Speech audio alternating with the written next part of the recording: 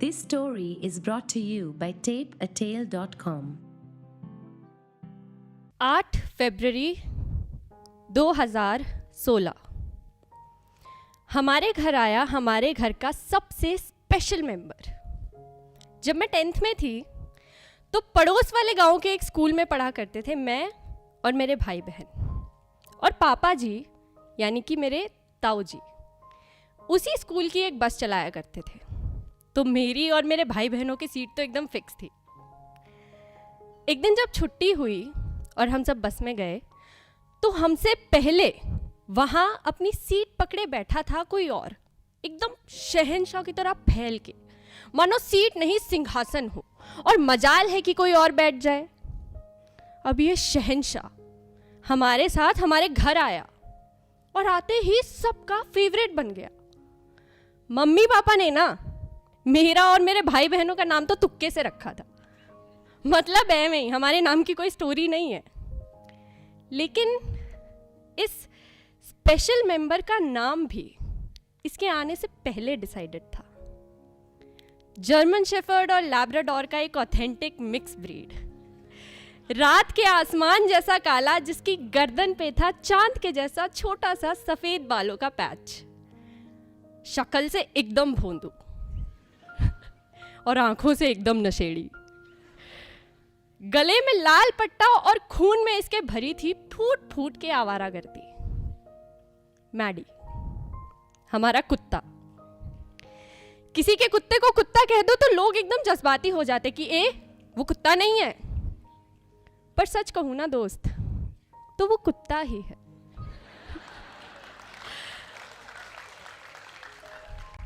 Accept कर लो, क्योंकि उसका इंसान ना होना ही उसे हमसे बेहतर बनाता है।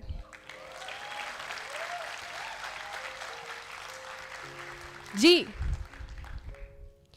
मैडी को अपने दोस्त के एक फार्म से लाए थे पापा जी, और आते ही ना मतलब इस हीरो ने गली में अपना फुल टशन जमा दिया, क्योंकि गली की इकलौती कुतिया को पटा लिया। तो गली के बाकी के कुत्ते इससे बहुत खुंदक खाते थे, पर हमारे घर के तौर तरीके मैडी जल्दी सीख गया था, जैसे जुराबें नहीं चबानी और मम्मी जी से बच के रहना है। मम्मी जी को सब घर में बड़ा कमांडर बोलते हैं, तो जुराबें नहीं चबानी और मम्मी जी से बच के रहना है। पर मैडी की ना एक आदत थी जो कभी नहीं सुधरी। हमारे घर का गेट खुला दिखते ही मैडी के इंस्टिंक्ट्स उससे कहते थे कि जा मैडी जा, और मैडी हमेशा अपने दिल की सुनता है। तो वो निकल पड़ता था पूरे गांव के दौरे पे।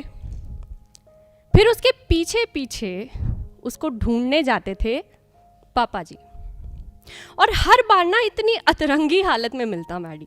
एक तो ना पूरे गांव में मैडी एक अकेला ऐसा कुत्ता था जो कपड़े पहनता था, तो बाकी के कुत्ते इसके हुस्न और इसकी अदाओं से जरा सा जलते थे। तो कभी ये जनाब अपने कपड़े फड़वा के आता, कभी बाकी के कुत्तों से भिड़ के आता। एक बार तो इसने अपनी जैकेट खंबे में उलझा ली, पता नहीं कैसे। तुम कुछ सोचो यार कि कोई कुत्ता खंबे में कैसे उलझ सकता है, पर मैडी है तो मुमकिन है। पर end of the day Maddy ना हमेशा मिल ही जाता था। एक बार 3-4 दिन हो गए मैडी नहीं मिला। सुबह स्कूल जाते जाते बस की खिड़की से पड़ोस वाले गांव में मुझे एक कुत्ता नजर आया जो मुझे हूबहू मैडी जैसा लगा। तो मैंने तुरंत जाके पापा जी को बताया कि पापा जी शायद वो मैडी था। सिर्फ मेरे एक शायद की आड़ में पापा जी ने वो सब किया जो मुमकिन था। हमारे गांव में थोड़ी बातचीत हमने करी तो उससे पता चला कि 3-4 दिन पहले गांव में किसी इंसान ने किसी को मैडी को ज़बरदस्ती एक क्रूज़र गाड़ी में ले जाते देखा था। अब गांव देहात में क्या होता है ना कि कई बार ऐसे कुत्ते, पट्टे वाले कुत्ते जब गलियों में खुले घूमते हैं तो अक्सर वो चोरी हो जाते हैं। तो पापा जी ने अपने कॉन्टैक्ट्स लगा के पता करा कि पड़ोस वाले गांव में किस के पास क्रूज़र है।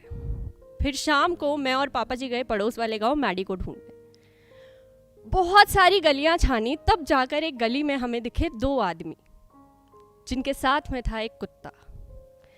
रात के आसमान जैसा काला और गर्दन पे था जिसकी चांद के जैसा छोटा सा सफ़ेद बालों का पैच। शक्ल से एकदम भोंदू, आंखों से एकदम नशेड़ी, गले में लाल पट्टा। मैडी। और मैडी की ना शक्ल पे साफ साफ लिखा हुआ था कि उसने 4 दिन से कुछ नहीं खाया। पापा जी सीधा गए और उस आदमी के मुंह पर ये जोर का थप्पड़ मारा। फिर मत पूछो क्या हुआ। मतलब बॉलीवुड लेवल का ड्रामा हुआ, ठीक है। लेकिन मैडी वापस घर आ गया। 20 अगस्त 2020 हमने खोया हमारे घर का एक बहुत अहम सदस्य, पापा जी।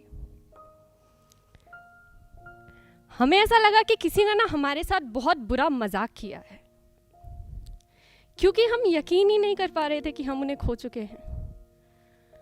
हम हर दिन हर पल उस दर्द से, उस दुख से जूझ रहे थे।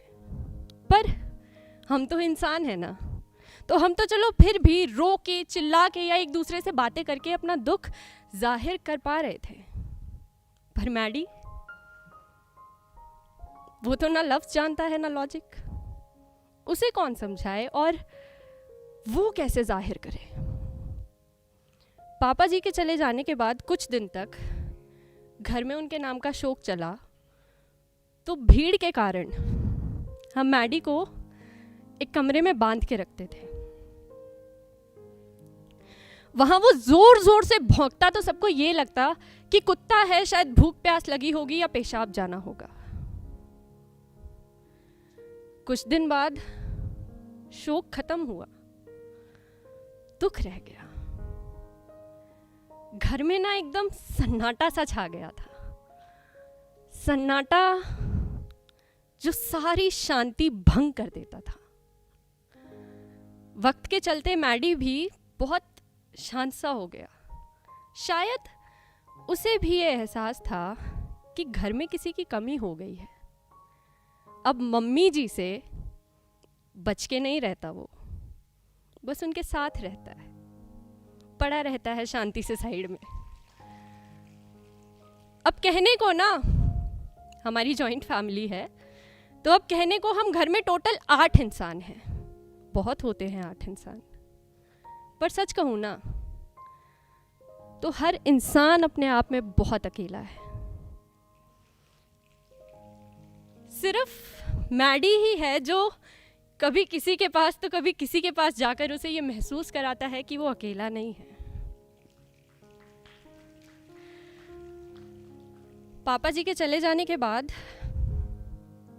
कुछ दिन तक तो मैडी घर के दरवाजे पर बैठा रहता था, बाहर की तरफ नजर गड़ाए कि शायद उसका वो फेवरेट इंसान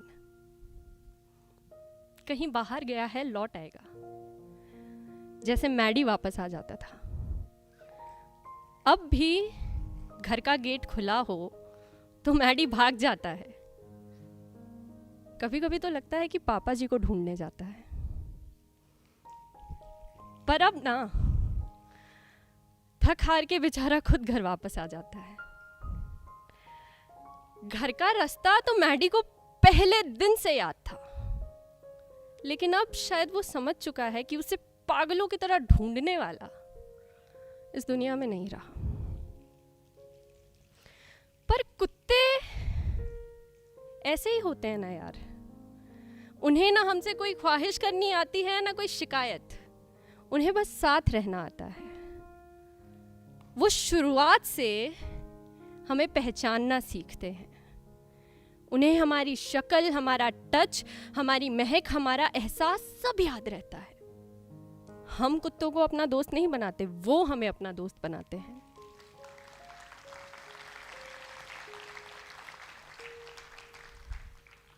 हर कहानी की ना हैप्पी या सैड एक एंडिंग होती है, और कुत्तों से दोस्ती कर लो ना तो वो अपनी दोस्ती एंडिंग के बाद भी निभाते हैं, जैसे मैडी। थैंक